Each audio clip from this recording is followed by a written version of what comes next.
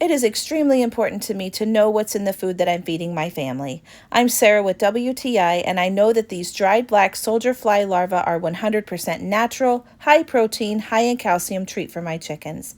And because I know what I'm putting in my chickens, I have confidence that the eggs that I feed my family are pure and natural.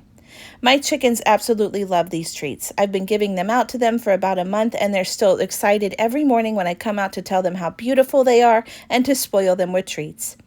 I love that this bag is reusable. It has a freshness seal so I can open and close it as many times as I need to, and I don't have to worry about anything getting stale. I think that it's worth noting that these do not have a strong odor like other chicken treats that I've tried. I'm not saying that they smell like roses or anything, but it's definitely not as potent as some of the other things. So if you're looking for a natural, healthy chicken treat for your feathered friends, then I think you should try these dried black soldier fly larvae, and that's my point of view.